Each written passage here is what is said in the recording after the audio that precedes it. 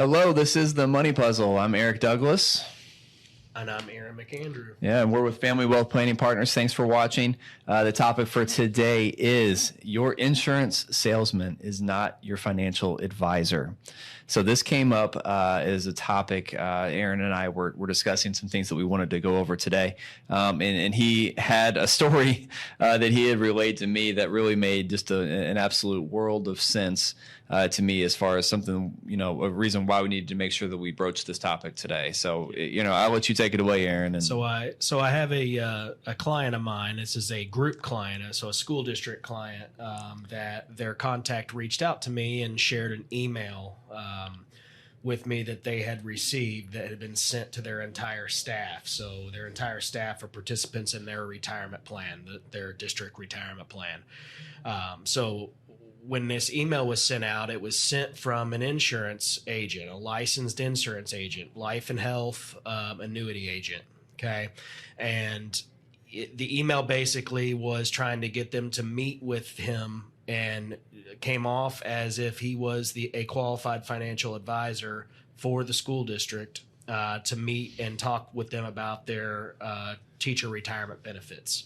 So as I'm reading through the email, I'm looking at this, and the contact from the district sent me an email and says, "Who is this person? I don't know why we're getting this." And so I looked into it. I looked the person up, and the person is not even securities licensed. So they're just an insurance. They are an insurance agent.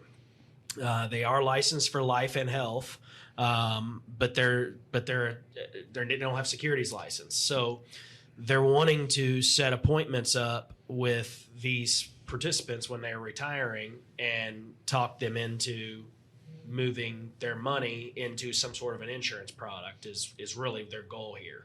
Yeah, well, to be clear, too, when you say they're not securities licensed, that means they're not licensed or qualified to speak about anything as it relates to stocks, bonds, investments, really of any kind. Correct. Yep. Which most people in retirement accounts, that's what you're speaking to. So you're speaking to mutual funds or some sort of investments that are inside of those retirement accounts. So really it's, hey, let's meet with that email was, hey, let's meet with me, discuss what your when you're going to retire and what your options are for your retirement.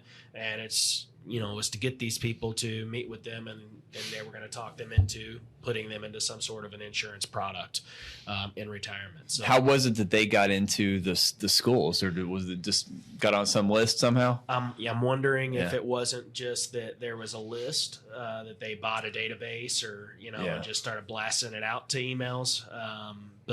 But that's what I'm wondering, if that wasn't the case there. But the district shut it down immediately once that happened, and basically sent out to everybody that this isn't real. Don't so it do wasn't this. So it wasn't a partner of the school district. No, then, it was not. They didn't know who it was or anything. But it made, as we're talking, it made us believe, and the school district believed that, hey, people could look at this as legit, sign up for this thing, and the person was a legit insurance agent. They just were not a financial advisor. And it's always interesting in our business because most people don't really truly understand or know the difference between a financial planner, a financial advisor, an investment manager, and an insurance salesman. I think to the average lay person, they think that we all kind of run together and do generally the same thing. If you're in the industry, there's nothing farther from the truth. Correct.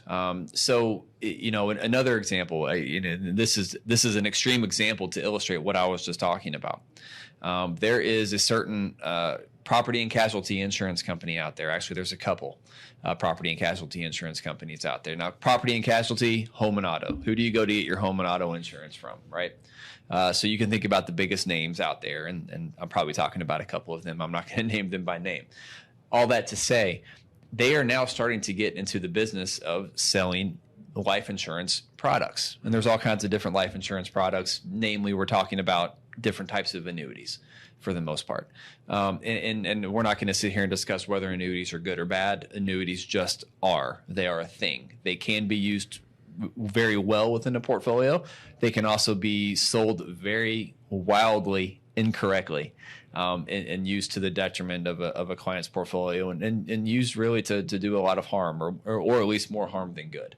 But that's not the point here. The point here is the insurance companies that I've seen, the property and casualty insurance companies I've seen, are now trying to give incentives to their home and auto agents to sell these life insurance products. And they may have a life insurance licensed, but by no means are they qualified to be talking to anybody about their retirement. Yep. Well, they're also giving, what I've seen at least, is they're also giving like a lines discount or whatnot. So, hey, if you've got your home and auto with us, get a life insurance policy with us also, and we'll give you a little bit of a discount on what your what your package is or whatnot. Yeah. Depending on, I'm not saying that they don't need life insurance, but depending on what that coverage looks like and wherever it is, it may not be the best suited thing right now for them. So, well, jack of trades, master of none, right? Yeah. So you certainly don't want, someone who has really built a career and built a life selling home and auto insurance trying to dabble into the life insurance / retirement business, because that is a totally different animal, right, with totally different repercussions if something is done incorrectly. So that's why it's very important when we talk about how your insurance salesman is not a licensed fiduciary financial advisor. That's what we mean, because okay to screw up a car or home insurance policy, there's minimal negative consequences with that. Maybe you overpaid for a couple of years and you could have gotten a better rate somewhere else. Okay, not the end of the world. You might have lost out on a few $100. All that to say, if you put trust in someone who is not qualified to give advice on a full-scale retirement income plan, and you're just letting the person down the road who's had your home and auto forever for the last 15, 20 years, and he's a great guy. Yeah, sure, I'll let him do my life insurance and retirement too. That's not a recipe of success. That's not a qualified individual that you should be trusting with that type of asset. Right.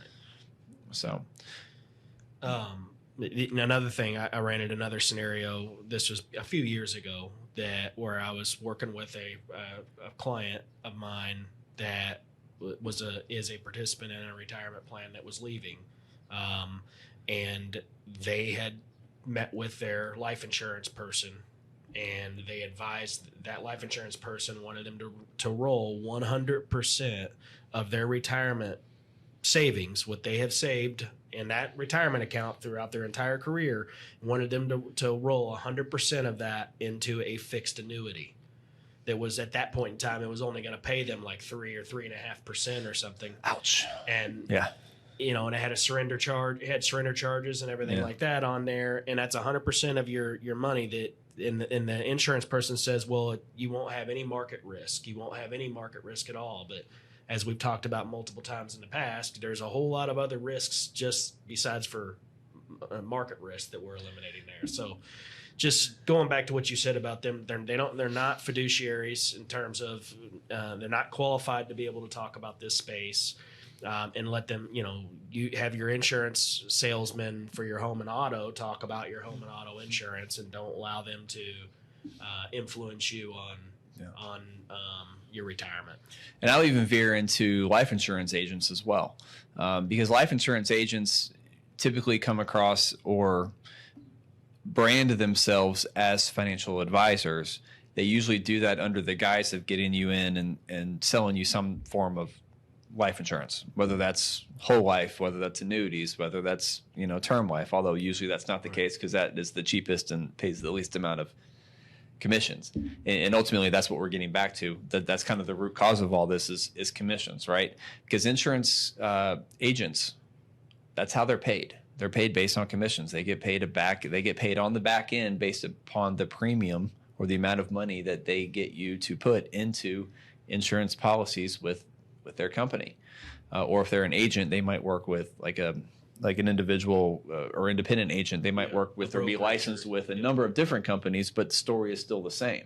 If I'm licensed with X insurance company, and if I sell their products, they're going to pay me a commission. And if you are working with someone who is an employee of X insurance company, and there's a lot of them out there, and they all have really big names, and they all have big fancy buildings, and some downtown somewhere. But if you're working with an employee of one of those insurance companies, you're not working with a financial advisor. You're not working with a financial planner. You're just not.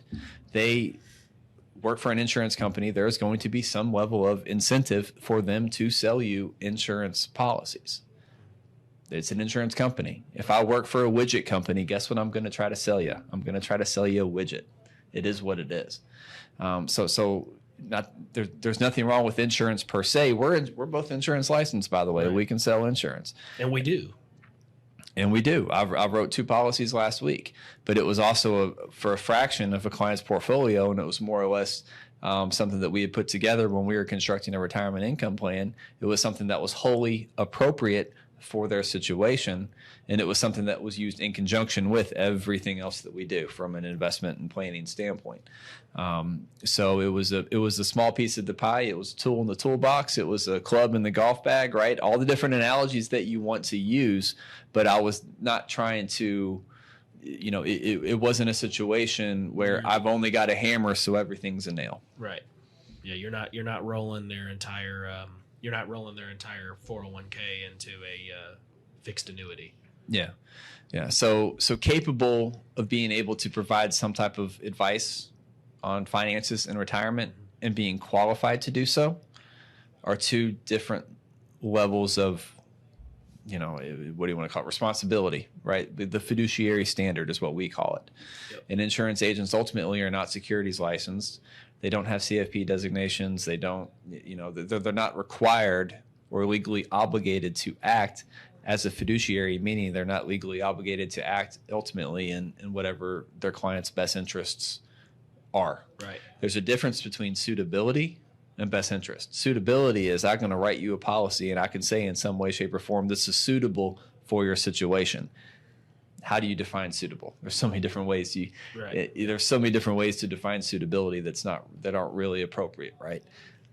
But when you apply a best interest standard, that's when you get into the fiduciary standard, and that's when it's taking myself out of my position as an advisor, or if you were an insurance salesman or whatever the case may be, and putting myself in the shoes of my client and figuring out, okay, if this was my mother, if this was my sister, if this was my wife, what would I want them to be doing? And that's the best interest standard. What is in the best interest at all times of our clients? And insurance salesmen just don't have to operate in that same capacity. Right. Anything to add there, Aaron? I would just kind of revisit the fact that, if my pipes are leaking at my house, I'm calling a plumber. If my AC's out, I'm calling an HVAC, heating and air person. If I've got questions on my taxes, I'm calling my CPA. If I've got issues with my insurance, I am going to call my insurance agent, but I'm not going to use my insurance agent as my financial advisor. Jack of all trades, master of none. I think that's probably the best way to sum up today's episode regarding why insurance salesmen are not financial advisors. Thank you for watching, and we'll see you soon.